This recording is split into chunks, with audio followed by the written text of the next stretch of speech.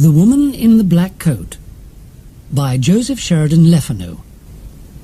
I was born into a rich and important family in Tyrone, Ireland. I was the younger of 2 daughters, and we were the only children. My sister was 6 years older than me, so we didn't play much together when I was young, and I was only 12 years old when she got married. I remember the day of her wedding well. Many people came, all of them laughing, singing and happy. But I felt sad when my sister left with her new husband, Mr. Carew. She was always very nice to me, nicer than my mother, and so I cried when she went away to her new home in Dublin. My mother and father didn't love me. They wanted sons and were not very interested in me. About a year after my sister got married, a letter arrived from Mr. Carew. He said that my sister was ill, and that she wanted to come home to Tyrone and stay with us, to be with her family. I was sad that she was ill, but also very happy about her visit. "They're leaving Dublin on Sunday," my father told me, "and they're arriving here on Tuesday evening." Tuesday came, and it was a very long day. Hour after hour came and went, and I listened all the time for my sister and her husband. Now the sky was dark, and soon it was midnight, but I couldn't sleep. I listened and waited. Suddenly, at about 1 o'clock in the morning, I heard a noise far away. I ran out of my bedroom and down to the living room. "They're here! They're here!" I called to my father, and we quickly opened the front door to see better. We waited there for a few minutes, and we heard the noise again. Somebody crying far away in the night. But we saw nothing. There were no lights and no people there. We went outside, waiting to say hello and to help my sister with her bags. But nobody was there. Nobody came. I looked at my father, and he looked at me. We didn't understand. "I know I heard a noise," he said. "Yes," I answered. "I heard it too, Father. But where are they?" We went back into the house without another word. We were suddenly afraid. The next day a man arrived and told us that my sister was dead. On Sunday she felt very ill, on Monday she was worse, and on Tuesday, at about 1 o'clock in the morning, she died, at the same time that we were outside the house in the night waiting for her. I never forgot that night. For the next 2 years I was very sad. You could say that I stopped living. I didn't want to do anything or speak to anyone. Mr. Carew soon married another young woman in Dublin, and I felt angry that he forgot my sister so quickly. I was now the only child of a rich and important family, so before I was 14 years old, men started to visit our home. They wanted to meet me and perhaps to marry me. But I didn't like any of these men, and I thought I was too young to be married. When I was 16, my mother took me to Dublin. "Dublin is a big city," she said.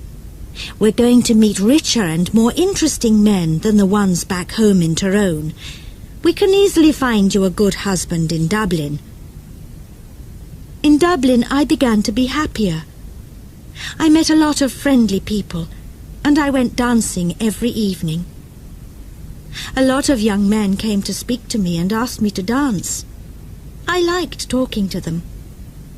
I started to live and laugh again, and I didn't think about my dead sister all the time.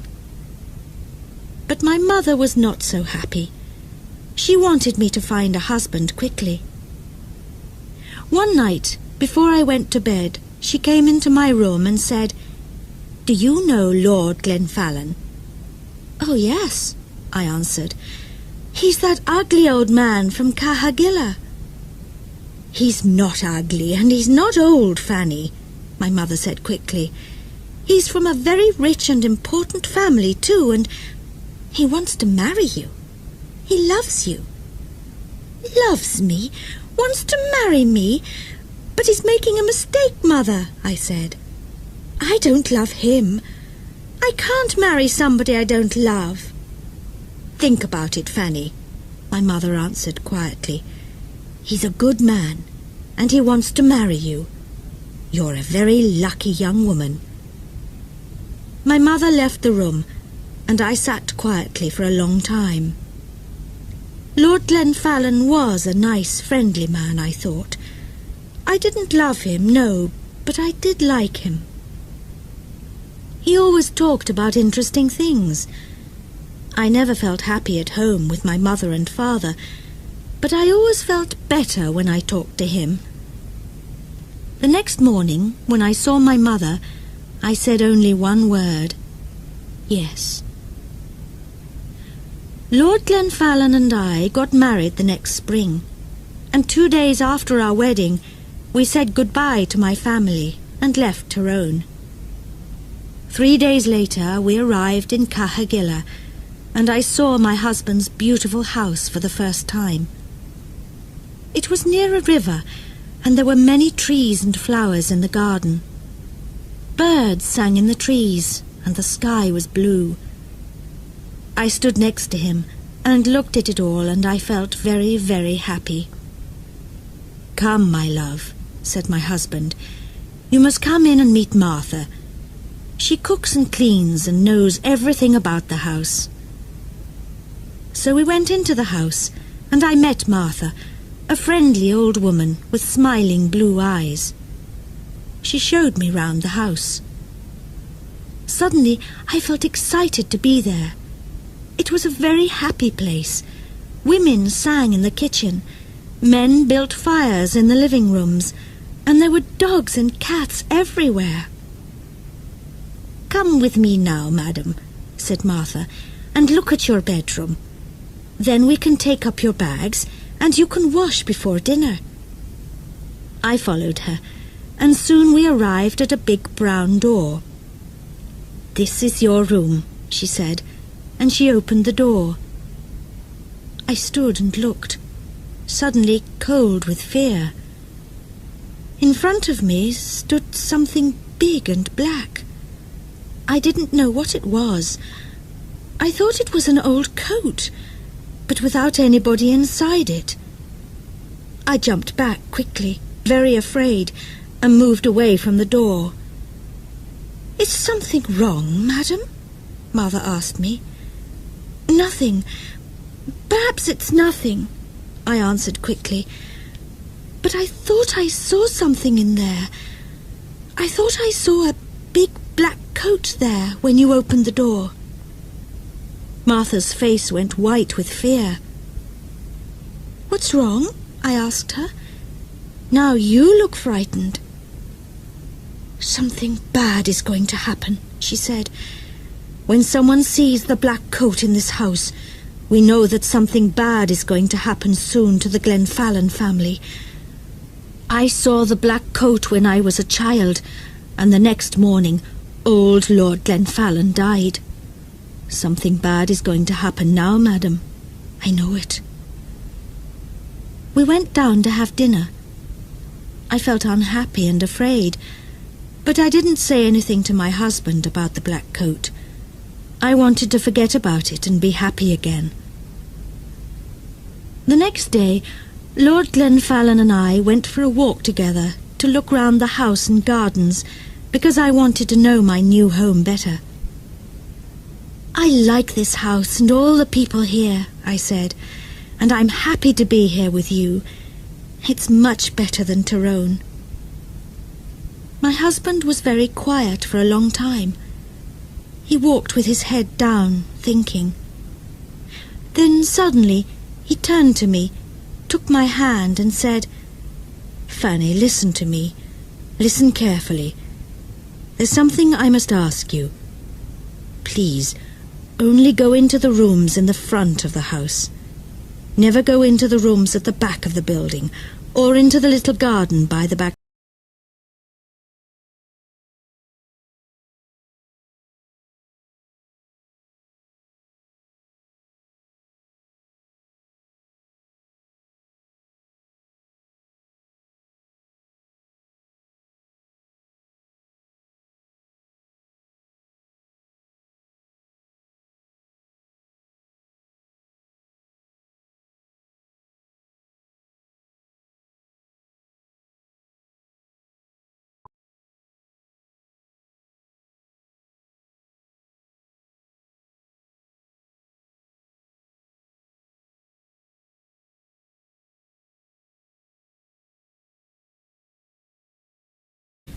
It was a beautiful day, and I ran up to my room after lunch to get my hat and coat. But when I opened the door of my room, there was a woman sitting near the fire. She was about 40 years old, and she wore a black coat. Her face was white, and when I looked closely, I saw that her eyes were white too. She was blind. "Madam," I said, "this is my room. There is a mistake." "Your room?" she answered. "A mistake? No, I don't think so. I don't think there's a mistake. Where is Lord Glenfallen?" "Down in the living room," I said. "But who are you, and why are you here in my room?" "Tell Lord Glenfallen that I want him," was all she said. "I must tell you that I am Lady Glenfallen, and I want you to leave my room now," I said. "Lady Glenfallen, you are not," she cried, and hit my face very hard. I cried out for help, and soon Lord Glenfallen arrived. I ran out of the room as he ran in, and I waited outside to listen at the door. I did not hear every word, but I knew that Lord Glenfallen was very angry, and the blind woman was very unhappy. When he came out, I asked him, "Who is that woman, and why is she in my bedroom?" But my husband didn't answer me. Again his face was white with fear. His only words were, "Forget her." But I did not forget her, and every day it was more and more difficult to talk to my husband. He was always quiet now, always sad and afraid. He sat for hours looking into the fire with his unhappy eyes. But I didn't know why, and he didn't want to tell me. One morning after breakfast, Lord Glenfallen suddenly said, "I have the answer. We must go away to another country, to France or Spain perhaps. What do you think, Fanny?" He didn't wait for my answer, but left the room very quickly. I sat and thought for a long time. Why must we leave Cahagilla? I didn't understand. And I didn't want to go too far away from my mother and father in Tyrone. They were old now, and my father was sometimes ill. They didn't love me very much, but I wanted to be near them.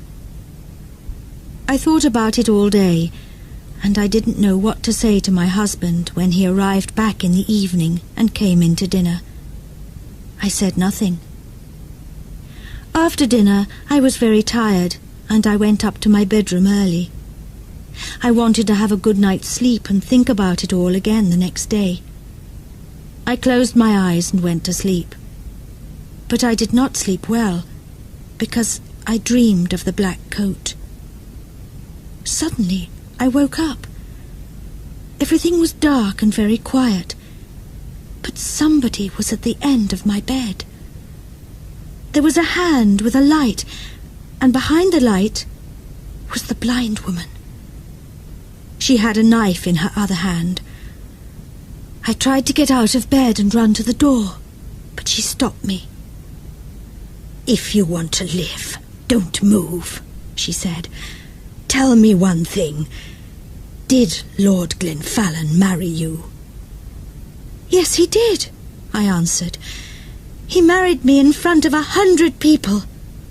"Well, that's sad," she said, "because I don't think he told you that he had a wife. Me. I am his wife, not you, young woman. You must leave this house tomorrow, because if you stay here, you see this knife? I am going to kill you with it." Then she left the room without a sound. I didn't sleep again that night. When morning came, I told my husband everything. "Who is the blind woman?" I asked him. "She told me last night that she is your wife, that I am not your wife." "Did you go into the rooms at the back of the house?" asked my husband angrily. "I told you that you must never go there." "But I didn't," I answered.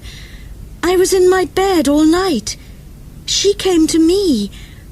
Please tell me what is happening." My husband's face was white again now, and he didn't speak for a long time. Then he said, "No, she is not my wife. You are. Don't listen to her. She doesn't know what she is saying." And he left the room. I ran to find Martha. I didn't like this house anymore. My husband was a difficult man, and I didn't understand him. Who was the blind woman? I wanted to know everything. "Don't cry, madam," said Martha when I found her. "Sit down and listen to me. What I'm going to tell you is not very nice. The blind woman, the woman in the black coat, is dead. You saw her ghost. She was married to your husband, and she was Lady Glenfallen. Nobody knows how she died. Her bedroom was at the back of the house. Somebody saw your husband with a knife in his hand on the night she died. But did he kill her? Nobody knows. When we found her, the knife was on the floor next to her, and her eyes... Somebody cut her eyes out after she died. Perhaps he didn't want her to see his other women. His next wife. You. I didn't wait to speak to my husband again. I left that day. I was too afraid to stay another minute at Cahagilla. I knew that the blind woman was going to come back again and kill me. I said goodbye to Martha, took my bags, and told my driver to take me back to Tyrone. I'm happy living here with my mother and father now. The house is quiet. I sleep well each night, and they are friendlier to me than they were before. Sometimes my dead sister visits me at night, but I'm never afraid. She tells me that the blind woman is trying to find me at Cahagilla, and that she wants to kill me. She is jealous of me, but she can never find me there. She must wait for the next Lady Glenfallen. Imre came back. From The Return of Imre by Rudyard Kipling, 1891. One day Imre was there, in the little town in the north of India where he lived and worked, and the next day he was not. He disappeared. One day he was with his friends, having a drink at the bar, laughing with them, friendly, happy, and then the next morning he was not at his office, his house was quiet, and nobody could find him. Where did he go? His friends asked each other at the bar. And why so suddenly? Why did he say nothing to us? They looked in the rivers near the town and along the roads, but they found nothing. They telephoned all the hotels in the nearest big city, but nobody there knew anything about Imre. Days went by, and Imre did not come back. His friends in the town slowly stopped talking about him at the bar and at the office. They began to forget about him. They sold his old car, his guns, and all his other things. And his boss wrote a letter to Imre's mother back in England and told her that her son was dead. Disappeared. Imre's house stood unlived in and quiet for 3 or 4 long, hot summer months. The hottest weather was finished when my friend Strickland, a policeman, moved to live in it. People said that Strickland was a very strange man, but I always went to see him and have dinner with him when I was in the town working for a day or two.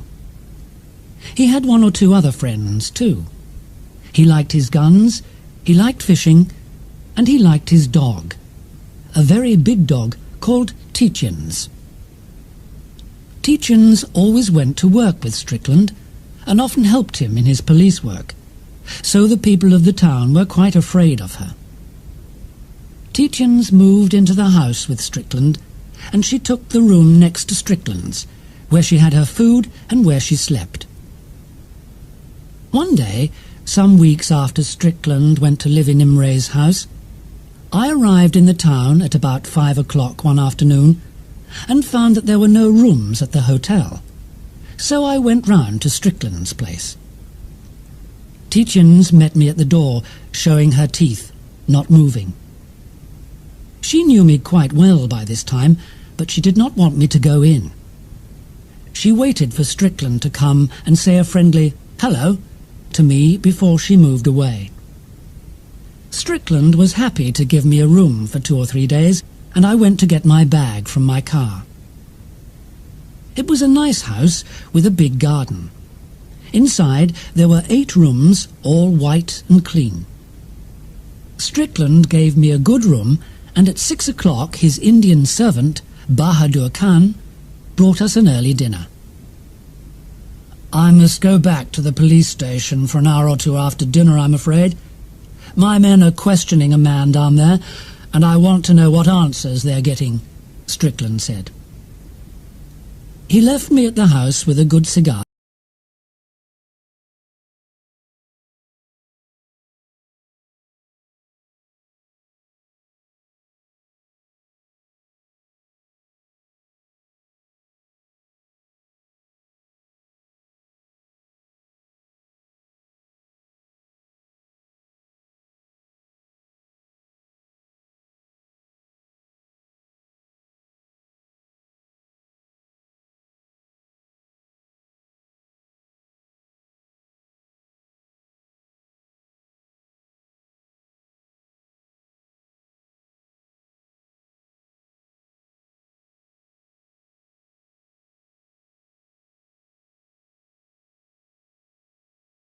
"See somebody," the servant said.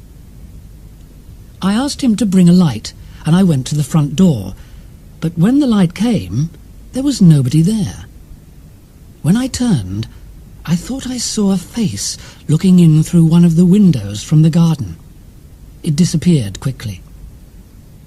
"Perhaps he went round to the back door," I said to the servant. So we went through the living room and the quiet, dark kitchen to the back door. But there was nobody there. I went back to my chair and my thoughts by the window, not very happy with Strickland's servant, and not very happy about the face at the window, the strange visitor in the rain. I took some sugar with me to give to Tietjens, but she was out in the garden, standing in the rain, and did not want to come inside. She looked frightened, I thought. Some time later, Strickland arrived home, very wet, and the first thing he asked was, "Any visitors?" I told him about the disappearing visitor in the rain. "I thought perhaps he had something important to tell you," I said, "but then he ran away without giving his name." Strickland said nothing, and his face showed nothing. He took out a cigarette and sat smoking it for a few minutes without a word. At 9 o'clock he said he was tired. I was tired too, so we got up to go to bed. Tietjens was outside in the rain, very wet. Strickland called her again and again. He held out sugar for her, but she did not want to come into the house. "She does this every evening now," he said sadly. "I can't understand it. She's got a good, warm room in here, but she doesn't come inside and sleep in it. She started doing this soon after we came to live in this place. Let's leave her. She can sleep out there if she wants to." But I knew he was not happy to leave her outside in the rain. The rain started and stopped again and again all night, but Tietjens stayed outside. She slept near my bedroom window, and I heard her moving about.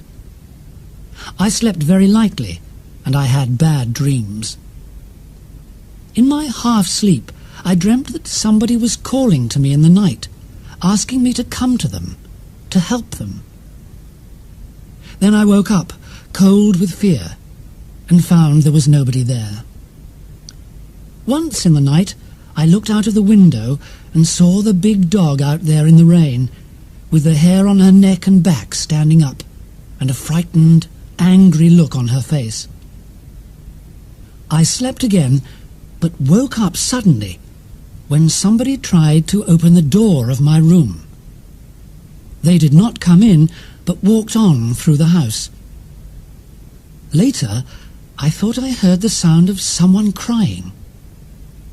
I ran through to Strickland's room, thinking he was ill, or that he wanted my help, but he laughed at my fears and told me to go back to bed. I did not sleep again after that.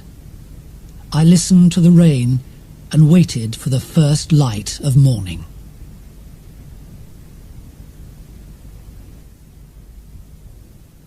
I stayed in the house with Strickland and his dog for 2 more days.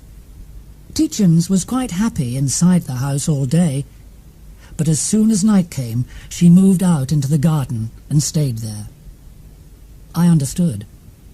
I was happy in the house in the daytime too, but in the evening and at night, I did not like it. There was something very strange about the place. I heard the noise of feet on the floor, but there was nobody there. I heard doors open and close. I heard chairs move, and I thought somebody watched me from the darkest corners of the rooms when I walked round the house. At dinner on the 3rd evening, I talked to Strickland. "I'm going to the hotel tomorrow. They've got a room there now. I'm very sorry, but I can't stay here. It's the noises in the house, you see. I'm not getting any sleep at night, and I can't work well in the day because I'm too tired." He listened carefully, and I knew he understood. Strickland is a very understanding man. "Stay with me for another day or 2, my friend," he said. "Please, don't go. Wait and see what happens. I know what you're talking about. I know there's something very strange about this house, and I want to know what it is. I think Tietjens knows. She doesn't like coming inside after dark." Suddenly, he stopped talking, his eyes on one corner of the ceiling above my chair. "Well, look at that," he said quietly. I turned and looked up. There was the head of a very dangerous brown snake, called a karite in India. It was looking at us with its cold little eyes from a small door in that corner of the ceiling. I stood up quickly and moved away from that corner of the room. I do not like any snakes. I am afraid of them, and the karite is one of the most dangerous and frightening snakes. It kills so easily and so quickly. "Let's get it down and break its back," I said.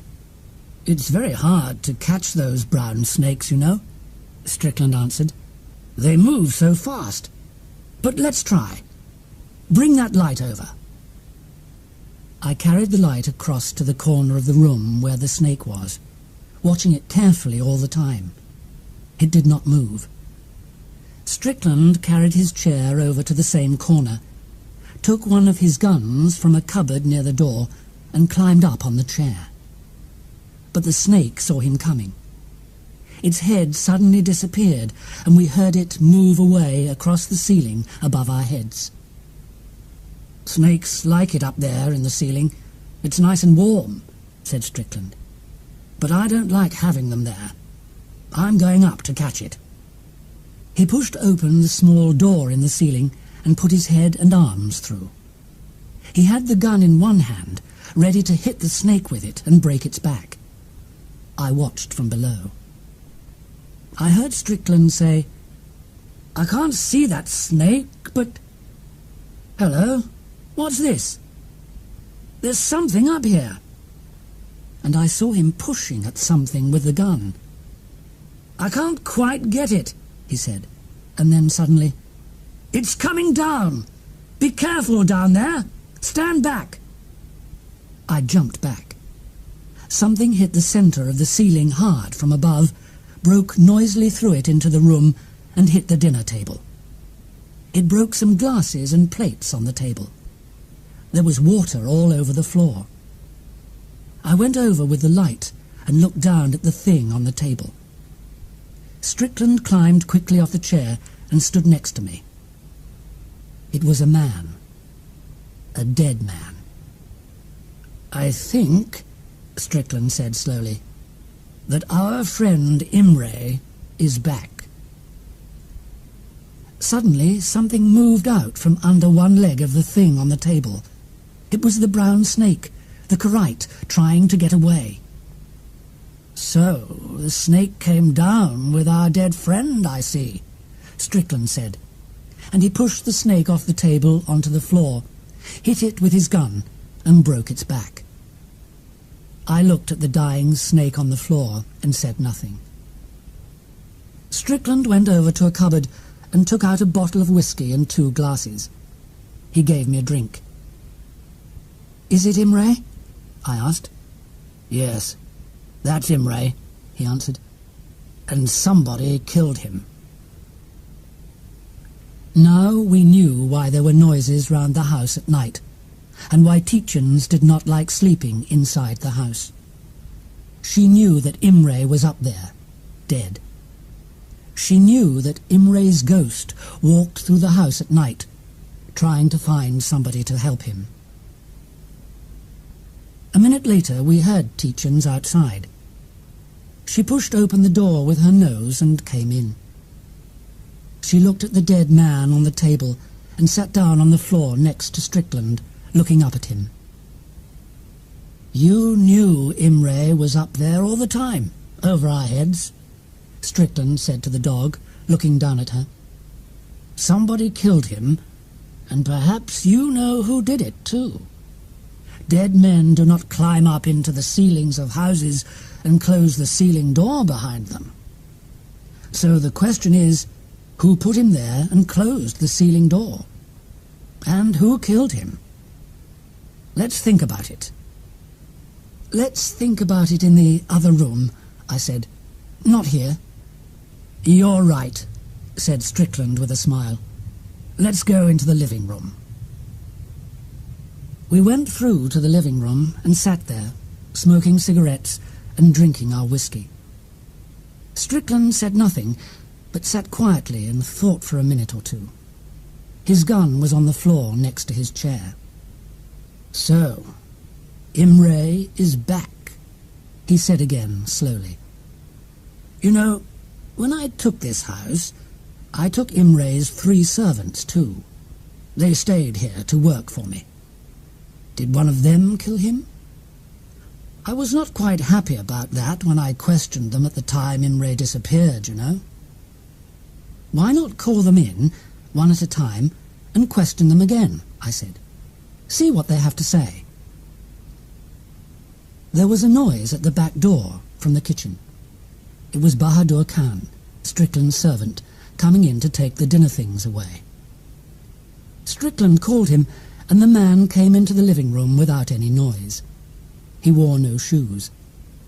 He was a tall and strong-looking man. He stood quietly near the door and waited.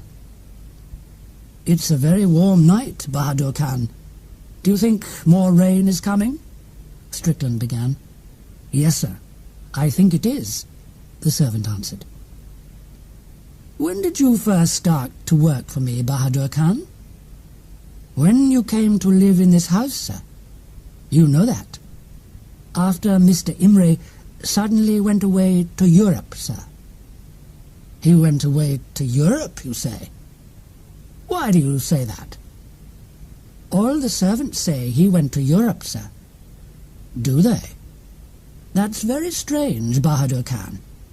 I asked them before, but they didn't know. You said it to me, Bahadur Khan, but they didn't know. And Mr. Imre went to Europe, you say, but he never said a word about it to his friends or to his other servants before he went. He told only you, Bahadur Khan. Do you not think that is strange?" "It is strange, sir," the man answered very quietly. "And why do you say it? Why do you want us to think Mr. Imre went to Europe?" The tall man did not answer. He looked very frightened now. His eyes were white in the dark. He moved nearer the door, but Strickland went on. "But now, suddenly, Mr. Imre is back again, Bahadur Khan. He's back in this house. Come and see him. He's waiting for his old servant." Strickland took his gun off the floor and stood up quickly. He pushed the gun into Bahadur Khan's face. "Sir!" The tall Indian moved back, very frightened now, and put up his hands. "Go and look at the thing on the table in the next room, Bahadur Khan," Strickland said. "Go on. Take the light. Go and see Mr. Imre. He's waiting for you." Slowly the man took the light and walked to the door. Strickland was behind him, pushing the gun into his back. The tall Indian stopped near the table and looked down at the dead man. His face was yellow with fear. "You see?" asked Strickland coldly. "Mr. Imre is back." "I see, sir." "And now I know. You killed him, Bahadur Khan. Why?" "I killed him, sir, yes. He was not a good man, sir. He put his hand on my child's head one day. The next day my child was very ill, and the next day he died. He was my oldest son, sir. Mr. Imre killed my son. He was a bad man. So I killed Mr. Imre in the evening of the same day when he came back from his office. Then I put him up above the ceiling and closed the door." Strickland turned to me. "You hear that? He killed Imre," he said. Then he went on, "You were clever, Bahadur Khan, but Mr. Imre came back. And now I'm taking you to the police station." "But no, sir," Bahadur Khan said with a sad smile. "We are not going to the police station. Look, sir." He moved back from the table and showed us his foot. There was the head of the brown snake, the deadly karite, with its teeth in his foot. "You see, sir, I killed Mr. Imre, but I do not want to die at the hands of the police. So I am dying now, here. This snake is killing me." An hour later, Bahadur Khan was dead. Strickland called some of his policemen to take the two dead men, Imre and his killer, away to the town. And the ghost of Imre did not walk at night in the house again. That night, Tietjens came back inside the house and slept happily in her room. The Room in the Tower by E.F. Benson, 1912. It was when I was about 16 that I first had the dream, and this is what happened in it. I stood in front of a big red house and waited. Soon a man opened the door and said, "Go through into the garden and have some tea." I went through the living room and the kitchen and into the garden at the back of the house. There were 6 people there, sitting on chairs and drinking tea, but I didn't know them. Then one of the men spoke, and I saw that he was from my old school. I remembered his name, Jack Stone, but I didn't know him well. He told me that the others were his mother, father, and sisters. I didn't like it in the garden with those people. Nobody spoke to me, and it was very hot. I wanted to go home. In the corner of the garden was an old tower, a very tall, thin building. Suddenly, Mrs. Stone turned to me and said, "Jack is going to show you your room now. It is in the tower." I did not know why, but her words frightened me. I knew the tower was dangerous, and I didn't want to go there. Jack stood up, and I knew I had to follow him. Inside the tower, we walked up and up in the dark, and then we arrived outside my room. Jack opened the door, and I always woke up suddenly before I went into the room. I had this dream many times. It was always the same: the garden, the family, the tower, and I always felt very hot and frightened when Mrs. Stone said, "Jack is going to show you your room now." But I always followed him up and up in the dark, and when he opened the door, I always woke up. I never saw what was in the room. Then the people in the dream started to change. Mrs. Stone had black hair in the beginning, but after 15 years her hair was white, and she was very old and weak. Jack got older too, and ill. One of his sisters went away, and they told me she was married. I didn't like these people, and I didn't want to have the same dream all the time, but it always came back to me in the night. Then suddenly the dream stopped for about 6 months. I was very happy, and I tried to forget the garden, the people, and the tower. But one night it all started again. This time Mrs. Stone wasn't there, and all the family wore black. Mrs. Stone is dead, I thought. Perhaps Jack isn't going to take me to the tower this time. But suddenly Mrs. Stone spoke. I couldn't see her, but she said, as before, "Jack is going to show you your room now." As usual, I followed him, but this time the tower was darker than before.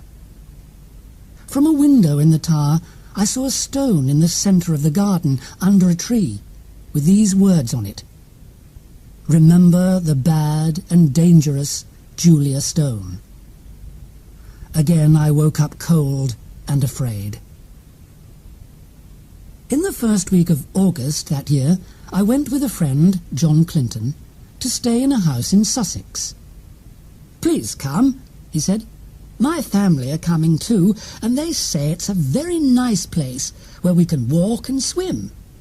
We can drive down together on Sunday afternoon." Sunday came, and we had a nice afternoon driving down to Sussex in the sun. We arrived in the village where the house was at about 5 o'clock. We did not know where the house was, so we asked somebody. He told us it was over the river and behind some trees outside the village. John was the driver, and because it was so hot, I went to sleep as he drove. I woke up when the car stopped and found that I was in front of the same house as the one in my dreams, the house of the Stone family.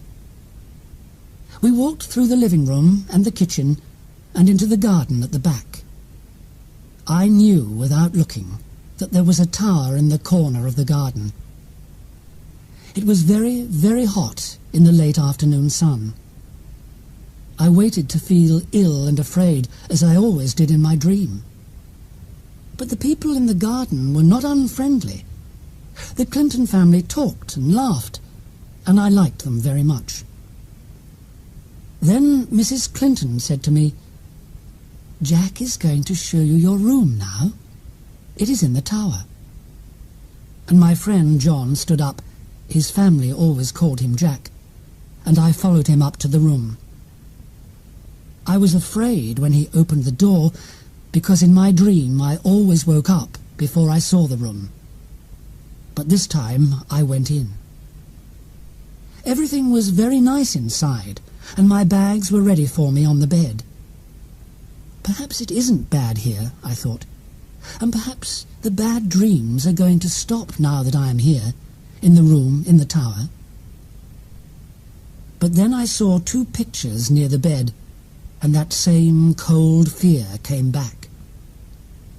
One picture was of Mrs. Stone, old and with white hair as she often was in my dream. The other picture was of Jack Stone. His face was ill and angry, as he was in my last dream before this visit. I looked at the picture of Mrs. Stone for a long time. She had dangerous eyes, and they followed me round the room. John Clinton came back to tell me dinner was ready. "I don't like this picture, John," I said. "I'm going to have bad dreams tonight if it stays in here. Can we move it outside?" "Yes," said John. "Let's move it now." But when we tried to carry it out, it was very, very heavy. We could not carry it. We put it down on the floor. John suddenly said, "Oh, look, there's blood on my hand, a small cut from this picture." Then I saw that there was blood on my hand too. But after we washed our hands, we saw no cuts. So we tried again to move the picture. I didn't want to look at Mrs. Stone's face as we moved her picture through the door, but her eyes followed me again. There was a smile on her face now, but her eyes were more dangerous than before. Her mouth was blood red, and the picture was heavier and heavier. We left the picture outside the door of my room. We went down to dinner, and when we finished, John and I went out into the garden to smoke. It was a very hot night, hotter than the day, and I didn't much want to go to bed.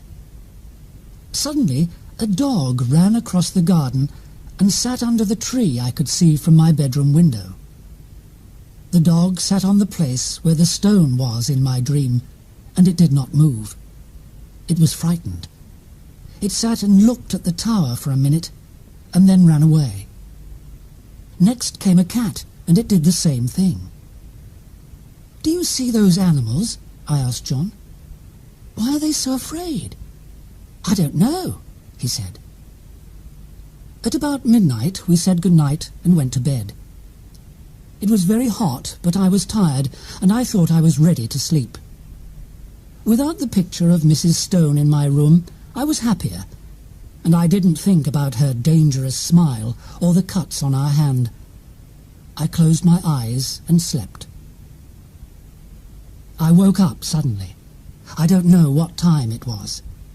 The room was very dark, and for a minute I didn't know where I was. Then, with sudden fear, I remembered.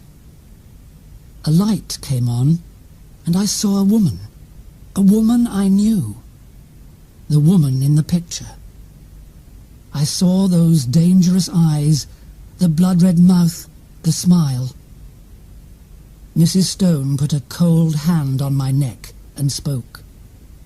"So, you are here in the tower after so many years and so many dreams. Yes, I waited and waited for you. And then I stopped waiting. But at last you came. I am so happy that you came. Tonight I am going to have a good dinner. I am thirsty. I am hungry. I am waiting. Yes, I am so happy that you came after all this time." Again she put her cold hand on my neck, and then her face came slowly down, and her teeth started to cut into me. I was too weak to move, but suddenly I knew I had to get away quickly. I hit her hard in the face, and at the same time I jumped out of bed and ran to the door. John Clinton was outside. "I heard a noise," he said. "What is it? What's wrong?" And then, "Look, there's blood on your neck." "John," I said, "that woman in the picture we took from the room this afternoon, she came back. She's in there now. Her name is Julia Stone." John laughed. "You are having a bad dream," he said, and walked into the room to look. But he came out very fast, as white as me, and said, "You're right. She's there. And there's blood on the bed and on the floor." I don't know how I ran downstairs. My legs were weak, and it was difficult to stand, but soon we were out in the garden again. We left the house the next day. About a year later, I went back to the village to ask the people there if they knew anything about the tower and about Julia Stone. One very old woman knew the story. This is what she told me. 8 or 9 years ago, a woman died in that room in the tower where you stayed. 3 times the village people tried to bury her at the church. But each time somebody saw the dead woman's ghost late at night, with blood on her mouth and a dangerous smile. Then we knew that she killed people and drank their blood. We didn't want to try to bury her anymore, so we took her back to the house with the tower and buried her under the tree you can see from the window of that room. There she stays, waiting quietly, sometimes for many years. But people say she visits young men in their dreams, and she brings them here. I think you know what happens to them when they arrive.